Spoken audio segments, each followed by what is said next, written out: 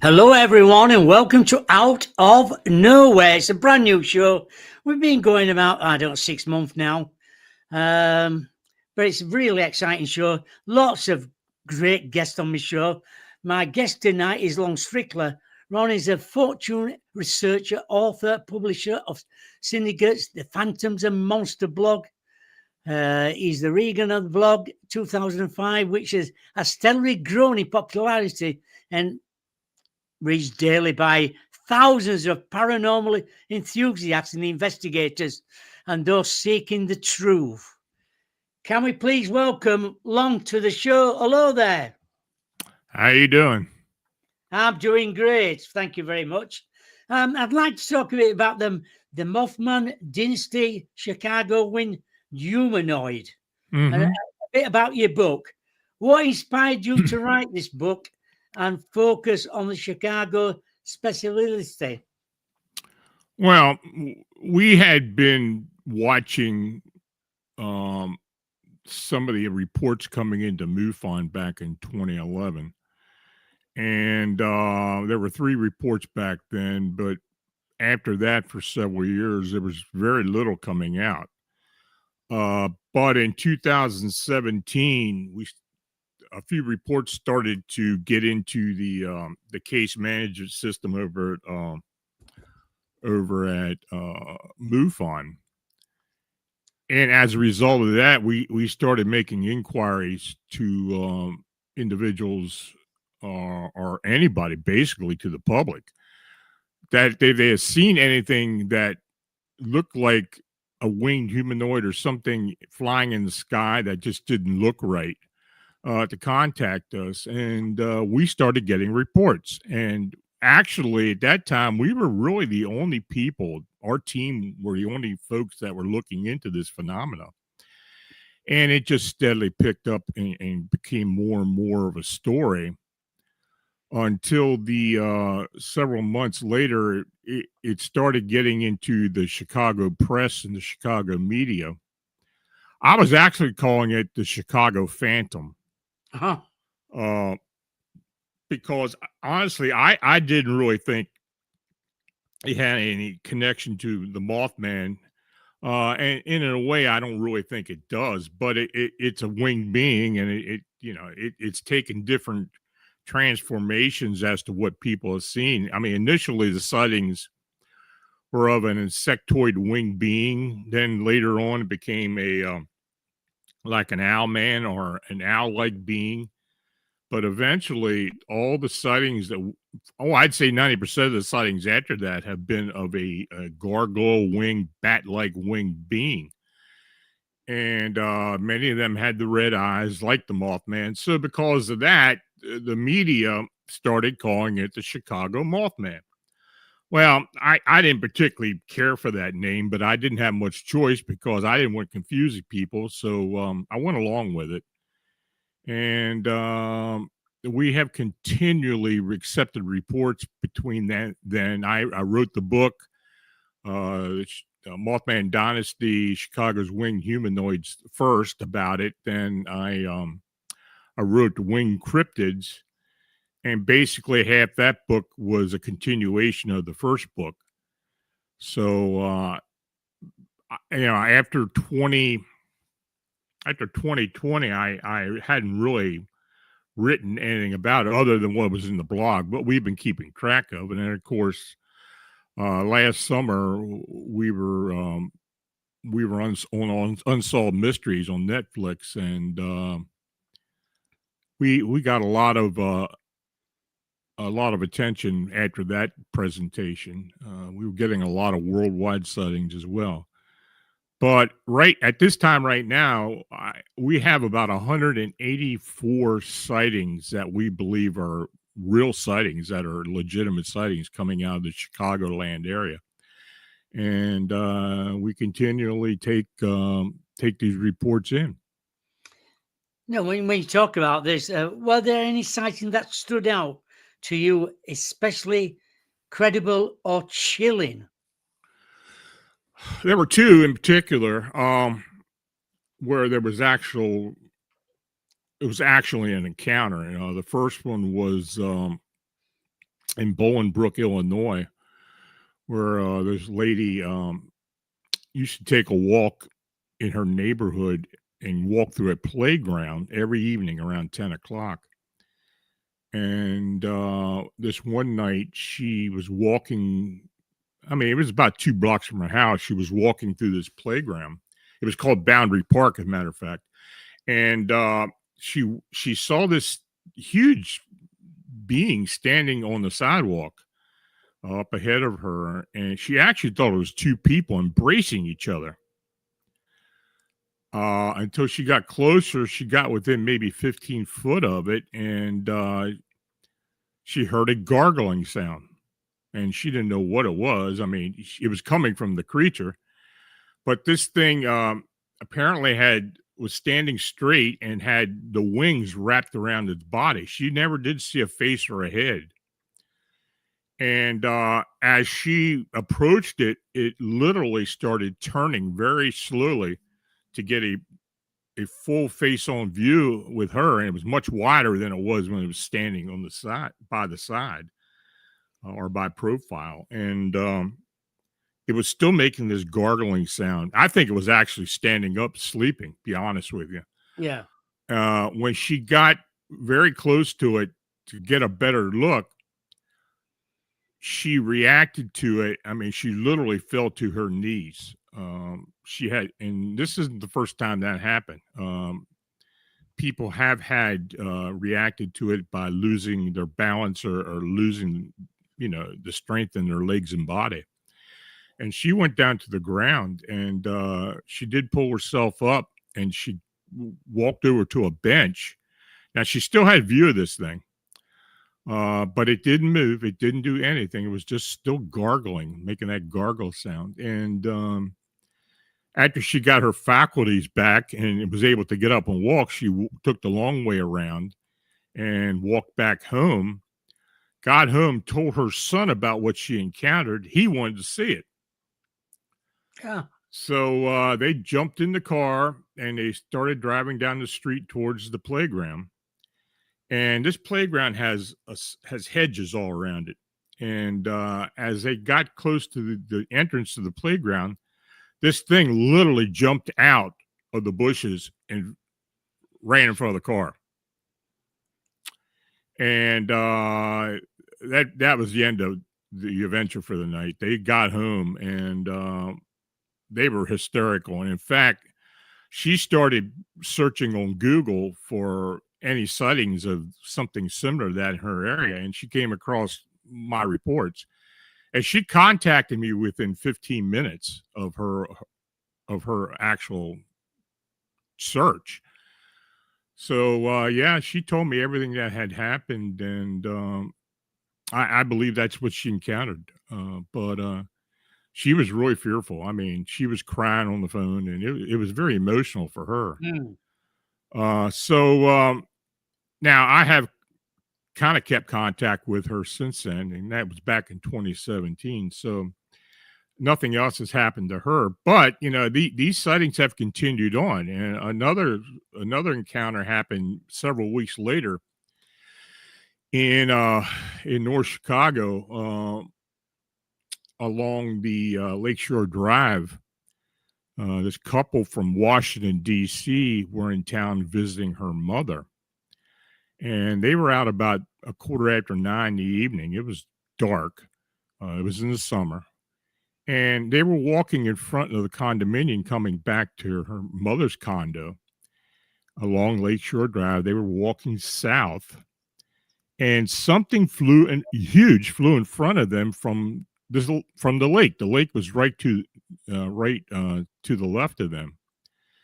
And as they watched this thing, it flew through the trees and then got towards the condominium, and literally flew up the side of the condominium and got closer to the top of the building and was hovering above the building, hovering at the building at a window, like it was looking through the window. And as they watched this thing, they saw it just lean back and start diving towards the trees again. That's when they started running. and they got to the corner at Schiller Avenue, took a right towards the entrance of the condo. But by the time they got around the corner, this thing literally descended from the air in front of them, slowly descended with the wings, the bat-like wings spread out, and it hovered about 3 foot above the pavement. Uh, it started vibrating. She described it as being very emaciated looking, very dark, almost like it was wet. It was shining. Had the red eyes, the small head, and the very wide wings, from 12 to 15 foot wide, and was literally hovering in the air. And she lost the use of her legs. She fell to the ground. Her husband picked her up. They could both feel the vibration coming off the legs of this being. It was shaking that much. And they were about 15 foot away from it. There were other people on the street. They did see somebody take a flash of it from a camera, but I've never seen any photograph or anything. And there were other people there that were reacting to it as well. After about 10, 15 seconds of being in front of this being, it literally started to ascend into the air with the wings spread out, but it just went straight up very slowly. And then it got to the point where they couldn't see it anymore, and it was gone. They ran back into the condo, went upstairs to her mother's place, and they were supposed to fly out of Chicago the next day, but they ended up calling me after finding me online and explained everything. In fact, she wouldn't get on a plane for 3 days. It really freaked her out that bad. And so, yeah, those are the two most dramatic sightings or encounters with these beings. There have been others, but it really, when I do get a sighting, I still have people that have no idea what this thing is, even though it was in the media and there's a lot of talk about it among the paranormal community. There's a lot of people who just never heard of it. And, the one thing about these sightings that has impressed me more than anything is that when the witnesses come forward and with their initial description and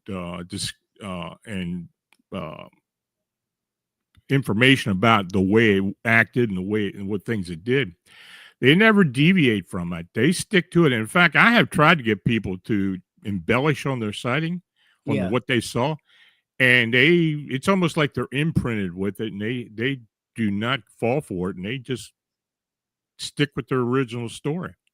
When you talk about all these sightings and everything like that, did any of the sightings coincide with other unexplained phenomena or historical events in Chicago? That's one thing it hasn't.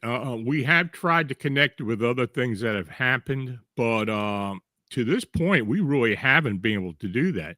There are a few caveats. We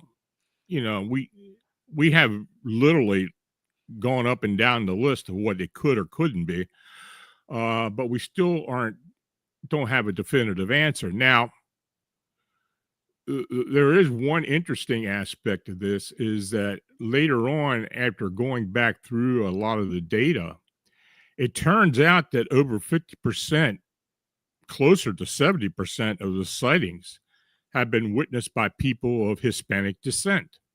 Oh. Now, we really don't know what that has to do with it, if it's a cultural thing.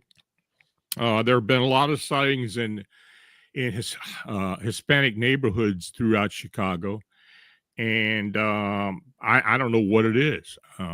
Is it a thought form, or is it something? Are they attracted to something in particular that they're in those neighborhoods? We really don't know. But all up and down the line, over the many years that this has been going on, it still holds true that a lot of the witnesses are of Hispanic legacy. Do you believe these winged humanoids are physical beings, interdimensional entities, or something else entirely? Well, I think they are physical. I mean, the way people describe them, and I do believe they're corporeal. Absolutely.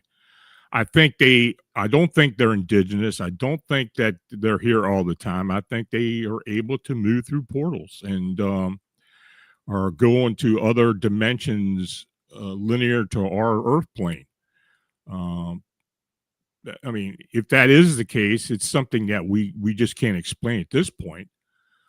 But I have had several witnesses who have literally seen these things manifest like it came through an invisible doorway and vice versa, going back through.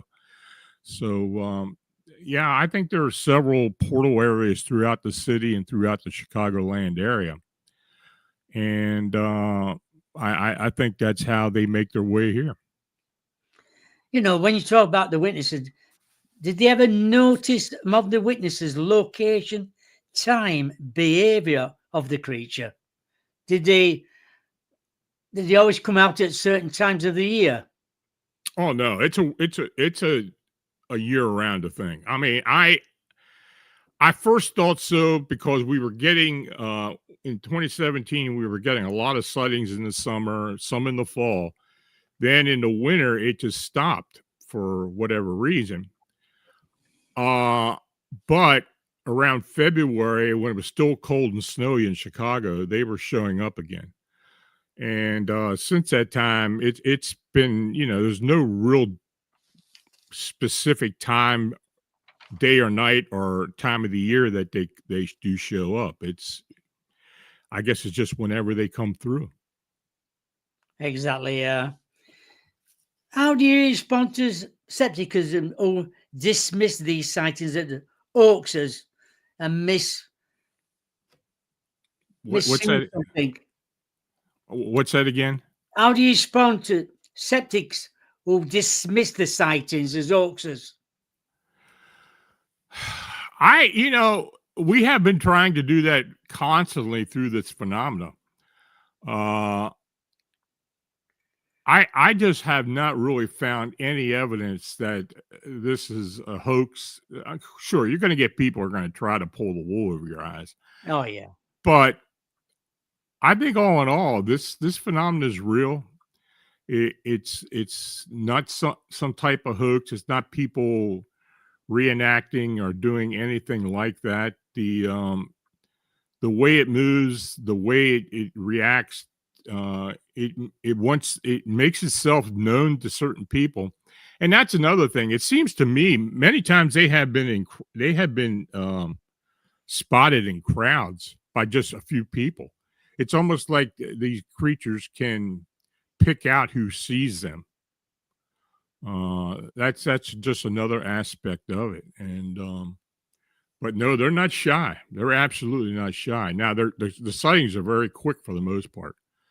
do you By the think? time, go ahead. Lon, do you think some people are chosen to see these creatures?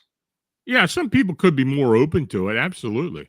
I think if people have intuitive abilities or even some type of clairvoyance or uh, other types of sight uh, Phenomena. abilities, I think they can pick them up. They probably pick them up quicker than anybody else. But that we just can't prove it at this point. Have you explored the connection between the sightings and the original Mothman report from Point Pleasant, West Virginia? Well, there are similarities. I mean, of course, the red eyes, the body style was much different. Uh, the Point Pleasant Mothman was more aggressive, um, as opposed to these. It wasn't one of those things where it would show up and just disappear. Many times it was chasing people and doing other things where people could see it for more than just a few seconds. There was other phenomena associated with it, though. At Point Pleasant, there was some UFO activity after the bridge collapse. These so-called men in black were showing up. There was a lot going on. within that period of a year when if the sighting started and then the bridge collapsed. Now, a lot of people believe after the Silver Bridge collapse uh, that it was a harbinger being. In other words, it would show up to kind of warn people something was going to happen. I don't particularly buy that story. I haven't really found much proof that it was real. That even that people actually saw it beforehand. People said they had seen it hovering above the bridge and this and that. And then most times when people do claim that a winged being like that was around during a tragedy or something, it's usually after the fact when they report it. So I don't know. I just don't believe in the whole harbinger theory for most part. And but another thing, a lot of people have thought for whatever reason that the sightings stopped after the bridge collapse, and that's just not true. I'm still getting sighting reports out of Mason County and the area, that same area around Point Pleasant. So people are still seeing these things. I can even understand that as well. What challenges did you face during your investigation? Access, credibility, fear from witnesses. All in all, the witnesses were fairly cooperative. I didn't have much problem with the witnesses. I had more problem with the paranormal community trying to push back on this. We had a lot of naysayers and a lot of people thinking we were trying to hoax this thing, and that just wasn't the case. But as far as witnesses, their reactions were so dramatic for the most part that when you talk to them, you knew they think or thought they saw something, and they reacted to it. So yeah, we never had really much problem with the witnesses. Now, cooperation wise, with the city, town hall, other services as part of Chicago, we didn't get any help at all. But we had a lot of police officers come forward to us directly. Oh, brilliant. That does So help. yeah. Did you collaborate with other researchers or organizations while compiling your book? No, I kept it within my team for the most part. We MUFON wanted originally were dismissing the sightings, even though they were reporting them on their CMS. We got a lot of pushback from MUFON, but after it started increasing, MUFON wanted to start working with us, and I just totally rejected them. So we decided to stick with it for the most part on our own. Of course, there has still been issues with other investigators, people trying to dismiss it, trying to badmouth our investigation and such. But that was one of those things. I'm used to that because I have a tendency to report a lot of things that people just will not look into.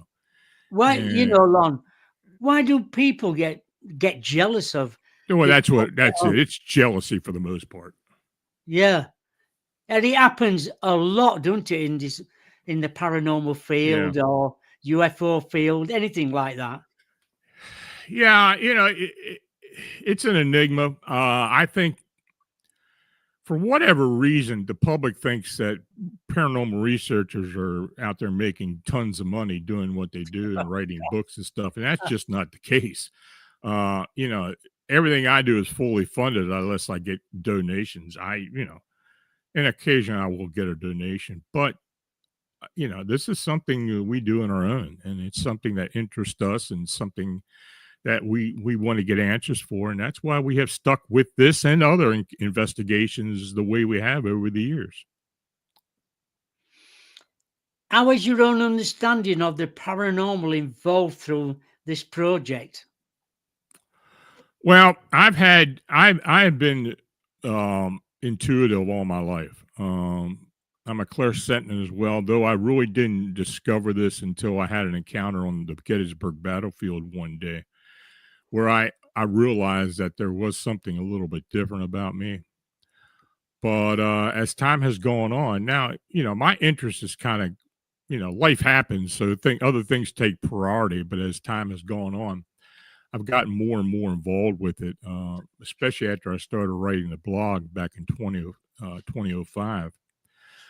But I've always kept a record of cases and such, though I just never published them. I did some investigations and did a few other things at that time, but I just as after I started writing the blog and looking into all the phenomena, and look, I look into everything that interests me, quite honestly. So yeah, it's just continued on. I mean, I've been doing this now for almost 50 years. Oh my God. Yeah. Yeah, I mean, I literally started investigating when I was in high school. Yeah. What got So, you, when you're talking about that, what got you into it at the beginning then? well, I was born into it, really, actually. But when I had the encounter, the encounter when I was 9 years old. I used to spend a lot of time on the Gettysburg battlefield as a kid, and I'd get on my bike and ride out to Gettysburg, and because I didn't live far from there, and I would spend a lot of time during the summer on the battlefield. Well, one day in particular, I was in the area of the Valley of Death, which is near Little Round Top, the Wheat Field, and Devil's Den, and I was on the access road on a bike.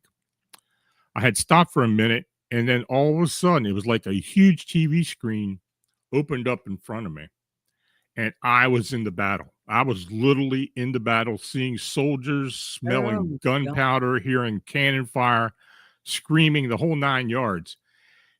And that lasted for about 30 seconds and then just faded away. Now, was it residual? I don't know. It could have been, but the fact it looked very real to me. And at that point, I just knew something was different. And it was almost like the spark point, the touchstone. I started really picking up on more and more as time went on. And I've been living with this all my life now. I mean, I do see a lot of different things. You know, I hear and experience a lot of different phenomena. I've had cryptid encounters and such. So yeah, it all works together. I mean, it's almost like I've been destined to do this. I believe. I don't know why that is, but I do continuously get reports of some very strange things, and if it's of interest to me, we'll look into it. Before we shut on this case, and then I'm going to talk about the alien book as well. Mhm.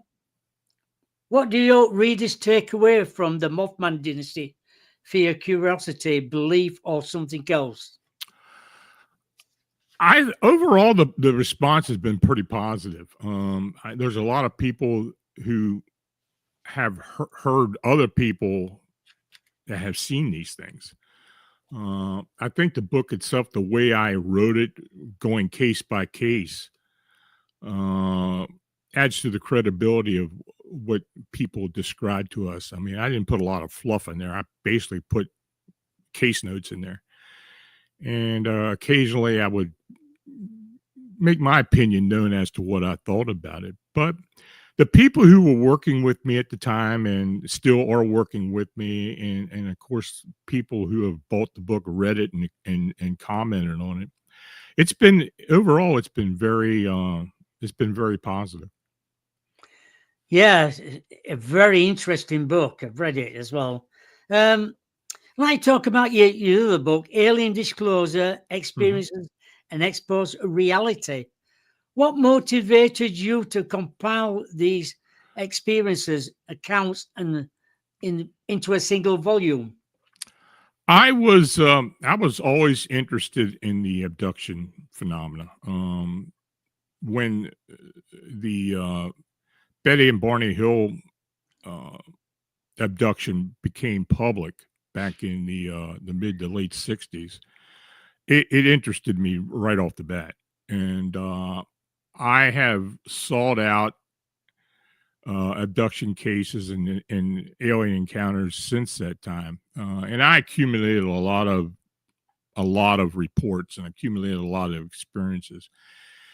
And I had been working with certain people who had been having these type of sagas for years, in particularly David Eckhart of Pensacola, Florida, who had him and his family had multiple encounters and abductions by reptilian beings, to the point where it was literally happening in their home, in their bedroom. A portal would open up in the bedroom, and they would come through.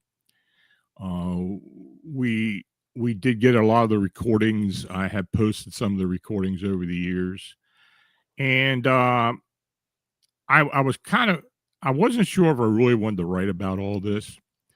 My wife at the time was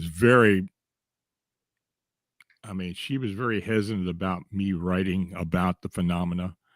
But later she passed away back in 2015, and after that happened, I decided, well, I'm just going to go ahead and write all this. I mean, I'm going to put it in a book, all the experiences that people have told me, a few that I've encountered with other people as well. I talked about an encounter I had very briefly. I may eventually do a book about that. I don't know. I'm thinking about it. But anyway, I basically accumulated a lot of these sightings and put in the information as it happened, and didn't sugarcoat anything as well. There was a lot of things in that book that a lot of investigators or writers kind of stay away from, but I put a warning in the beginning of it that it would be graphic, and but it's been a very popular book. So yeah, I've gotten very good reviews from it, and I've had a lot of inquiry about it. Brilliant. How did you decide which stories to include, given the wide range of abduction and encounters reports? I figured I'd put the most interesting ones in there. I literally I could have written 3 books with what I had, but I took those cases that I personally looked into and experiences that other people shared with me, and I decided it was time to put it out there and to let people know what's really going on. They talk about disclosure. I, you know, the only disclosure I think we're ever going to get is from the actual witnesses or experiencers. I just don't believe that uh, we're going to get the truth from the powers that be, for the most part, unless it gets to the point where they almost have to come forward because something happened. I think it's important for us to listen to the experiencers and to document what they've told us, to actually research it.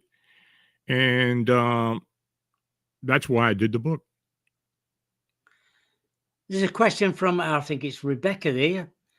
Thank you for your time tonight. Can you tell me your thoughts or experience of the FAE? The Fae. Yes.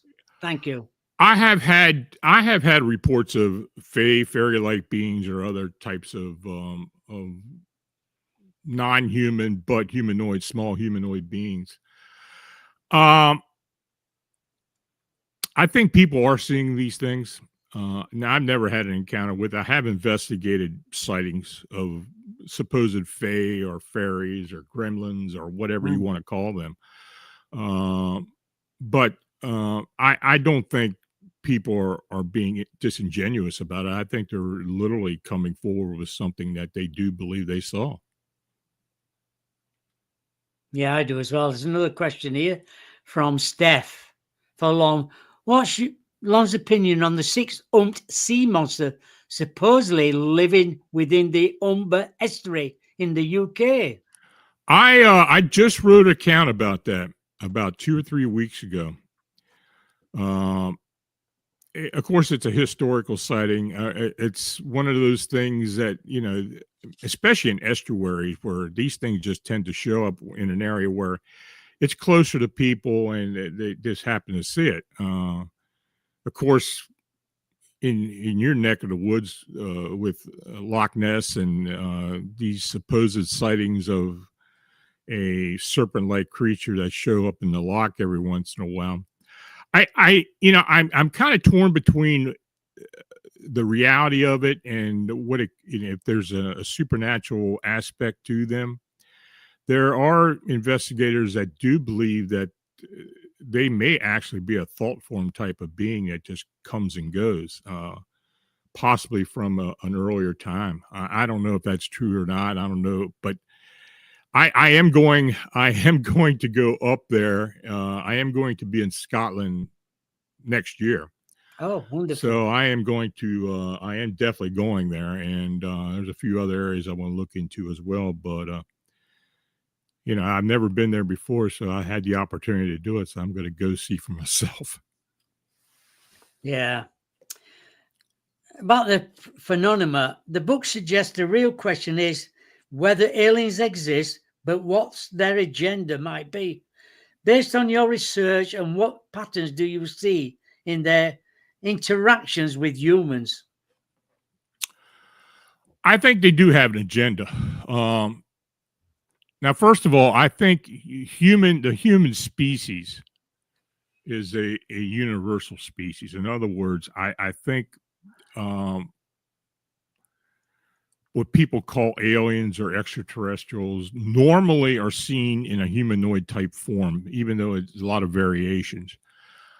I think most of what people have seen are literally evolved humans that are in other universes, other areas, galaxies, and such. And I think they have, through technology, been able to develop means of moving back through time, coming back into our lifetime, our Earth plane and time, to basically maybe change things for them in the future. Now, I don't know. That's just a theory, but I have had encounter reports from people who have been abducted and have had close contact with some of these beings, in particularly the reptilian type beings, where they state that they have stated to witnesses that the abduction experience, for the most part, for what they have gathered from them, is that these beings are searching for abilities that humans have now. In other words, they don't understand why we believe in reincarnation for the most part, or an afterlife, or an actual life force. And I think a lot of times these abductions are to find answers about the way they were in an earlier time. Very interesting. How do experiencers describe the beings themselves, appearance, behavior, communication methods? Well, most of the communication is done by telepathy, or something akin to telepathy. Yeah.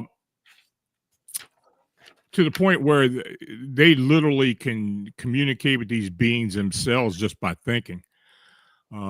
That's something that's just not what we're used to. I mean, we're an audible society. I mean, we're an audible race and species that very rarely, or very rarely, do we communicate other than by voice, and it's different. But many of the experiencers do experience these telepathy aspects of the encounter, and that's how they communicate. So, for the most part, that's what we have gotten from the experiencers. You raise questions about whether humanity is part of the grand experiment. What evidence points in that direction? Well, like I said before, I mean, I think, I'm sure that they feel that they are a part of us. or we are part of them. I mean, we're related in some aspect. And because of that, I do believe that it's important for them to find out the way things were at an earlier time.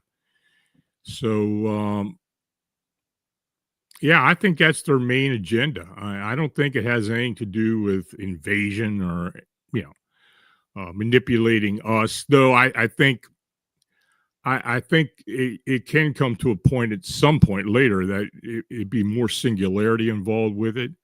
But if that's the case, I think it'll be done so that we communicate more intelligently and more precisely with them. Yeah. The book touches on the Men in Black. How do they fit into the broader narrative of alien disclosure? Well, I don't think the Men in Black are human, for one thing. I call them the alien cleanup crew, basically, because the descriptions, the encounters that the experiencers have told me about, have described to me, seem to be of an alien race. Though they try to mimic humans for the most part. Many times they look the same. Skin tones are different. Of course, they usually wear the black outfits. Uh, I think what happens is when, say, an alien craft or an alien themselves make themselves known to a witness by mistake, mostly, or by something that they did, you know, without intention, but they're seen. Many times these Men in Black beings show up right after an encounter before it's even thought of being reported to anybody. I think they try to get a jump on things to try to quiet things down. And in fact, many of these witnesses have been threatened to keep quiet about what they had seen or what they experienced. So yeah, I think they're the cleanup crew. I think they're basically. I don't think they're involved with anything with human wise. I mean, I don't think they're involved with the government or the military or anything. I think for the most part, these are, and I think a lot of these alien races or species do work together. I think that the Men in Black are incorporated in the alien phenomena and kind of in a kind of a way of keeping things hushed. Well, I had my own encounter with Men in Black in 2017. I had a visit. I'll have to come on your radio show and talk about it sometime. Where have we got to? Right. What challenges did you face in collecting and verifying lots of these accounts? Early on, in particular, I would get a report about something, and a lot of times the witnesses are very hesitant about going much further. Luckily, I have had a few who have come forward and really wanted to tell their story, not embellish on it, because I have ways of trying to keep people from embellishing things, but uh, I think for the most part, people have been very honest about it, and they have described things to me that I don't think a non-experiencer would actually think of, unless they were a fantastic science fiction writer or something. But some of the things people have experienced are hard to believe at some point. But if you give it time and continue to stick with them, I very rarely jump off a case after a short period of time. Now, when I say short period of time, I'm talking 3 to 6 months. I have worked cases for a dozen years. I mean, that's just the way it is. I want to be thorough. I want to keep up with them. I want to get updates. And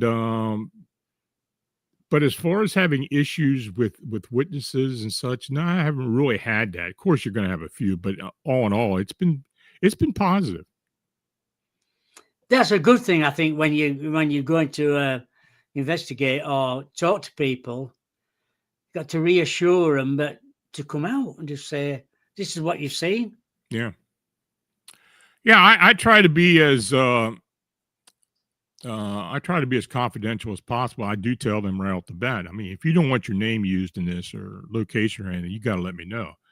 But many times they do want to come forward, you know. And of course, people will think, well, they want their names out there because they want to, you know, they want to make some money off of it or be well known. And I haven't seen that to be the case. Most people are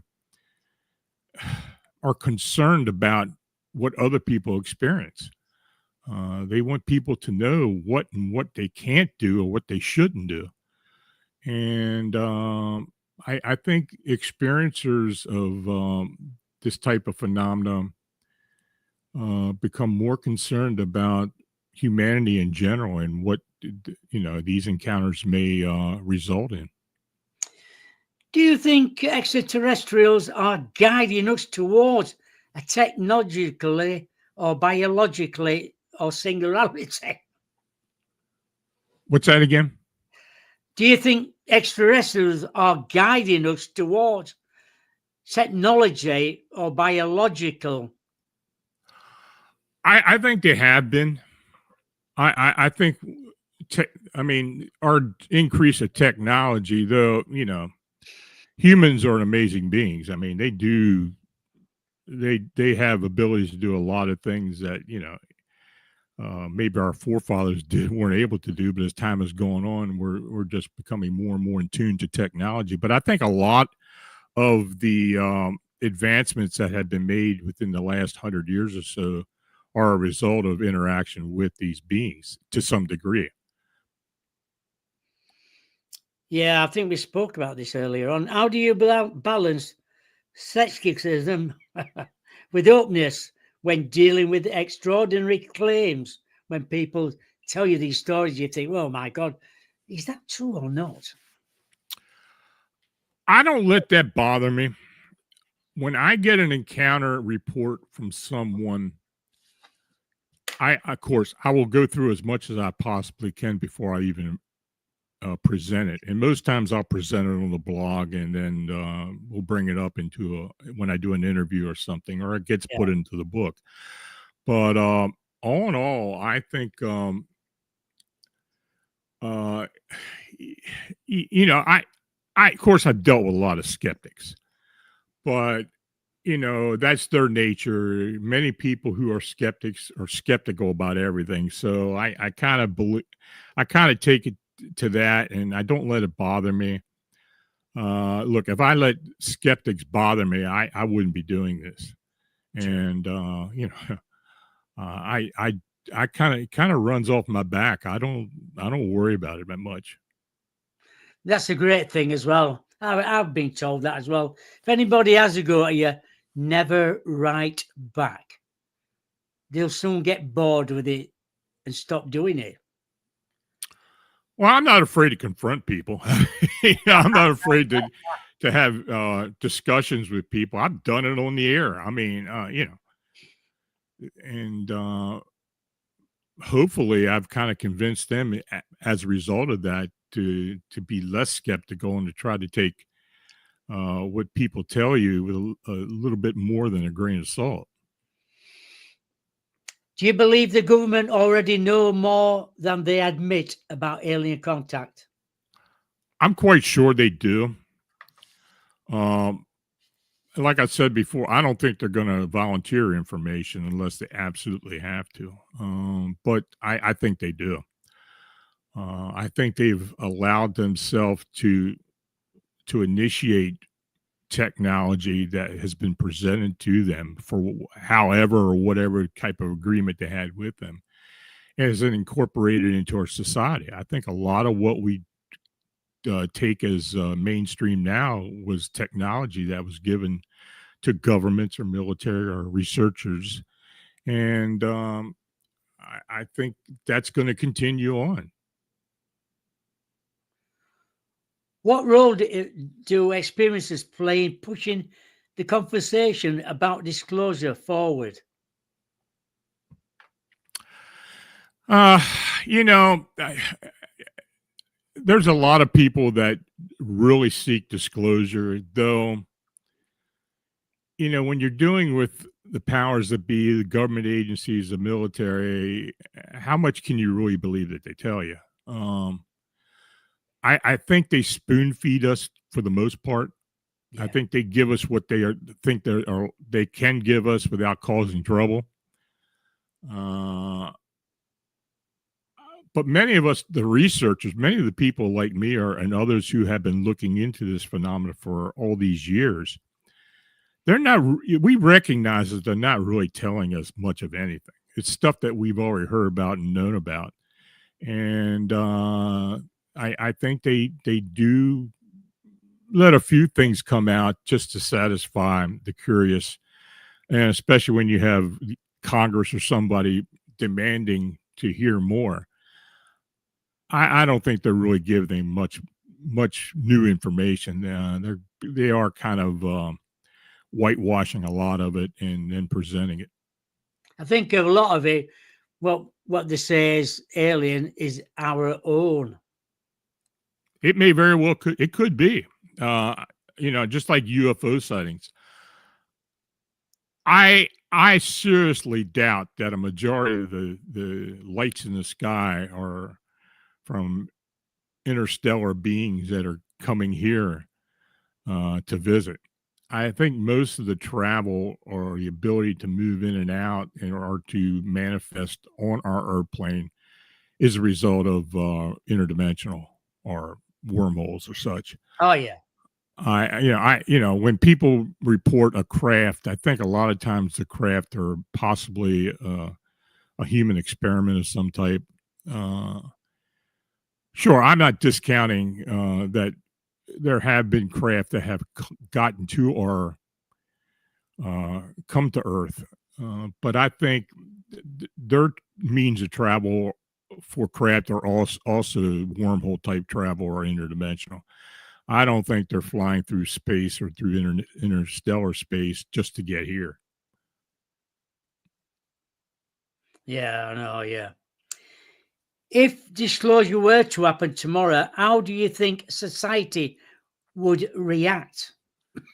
I guess it depends on what they disclose. If they're talking about, craft or something, uh, the technology of UFOs or UAPs or other craft, there'll be interest, of course. But as far as coming out about other living beings, whether they're carbon based or silicon based or something else, Yeah. I think we're not going to. I don't think we're going to get a whole lot of that. That's something we're going to have to get from experiencers or whatever we can piece together. Now, if technology gets to the point where we're picking up on more information, let's say that quantum computing becomes more and more mainstream, becomes a commercial type of phenomena where people have more access to it. I do believe eventually that we will start making discoveries on our own. But that's hard to tell if it's going to happen. Oh yeah, definitely. Yeah, yeah, yeah. I believe so as well. Um, I know we haven't got long anyway. Um, have you planned any more books? What you've got planned for the future?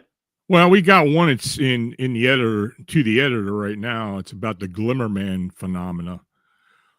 Basically, what that is are invisible or type beings that are being seen. In other words, the outline of the being or the shimmering effect of the beings are seen. This is something that really started to take off several years ago. Um, People equate it to the Predator films, to where when the alien in the Predator films cloaks itself into this type of shimmering or glimmering effect. Uh, Over the years, we had more and more people who have encountered these beings, and myself and two other gentlemen have been collecting these sighting reports over the years. So we decided to write a book. So that should be coming out early next year. Let's have a look here.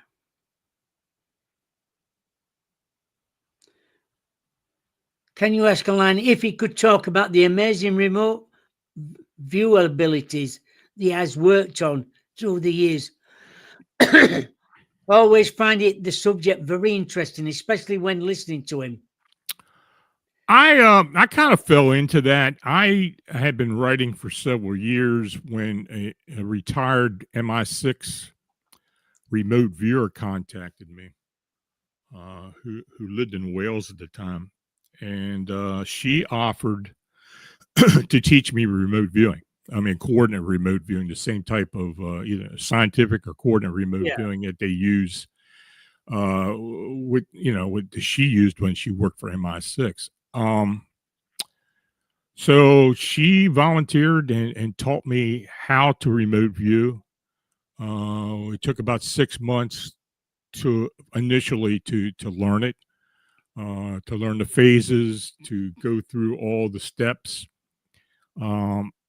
Remote viewing isn't really a psychic endeavor, but many times it does play into it, especially when you're done doing a remote viewing. You're coming together with other remote viewers working on the same case and trying to distinguish or try to determine some of the clues that you received. It's a subconscious, basically, it's a subconscious method of finding information. I think anybody can do it if they're trained correctly. But as time went on, I started using remote viewing in my investigations, cryptid, spirits, infestations, everything.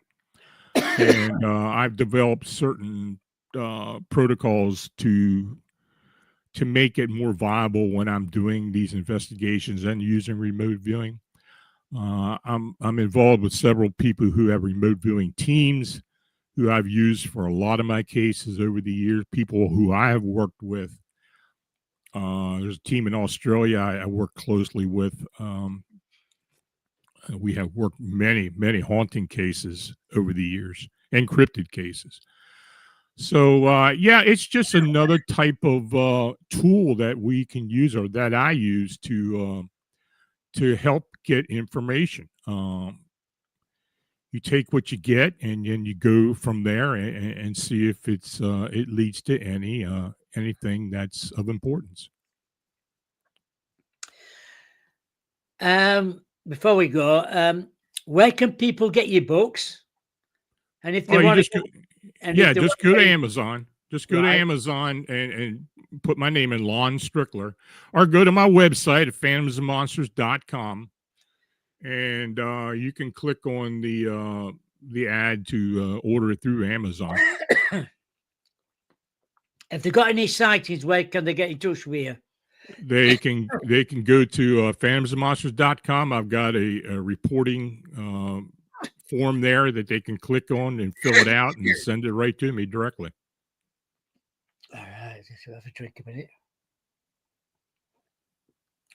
Yeah, I've really enjoyed it tonight, Lon. It's been really good talking with you. Well, I appreciate you having me. Yes, thank you again. I'll tell Paul about you, and hopefully he'll get back in touch with you. Absolutely. I'd like to talk to him again. Okay, no problem. You take care. Enjoy rest of your day. It's been fun talking with you. I'll try. I'm going to be busy the rest of the day, so but that's me. So I'm always busy. Okay. Thank you again. You take care. Bye. Bye-bye.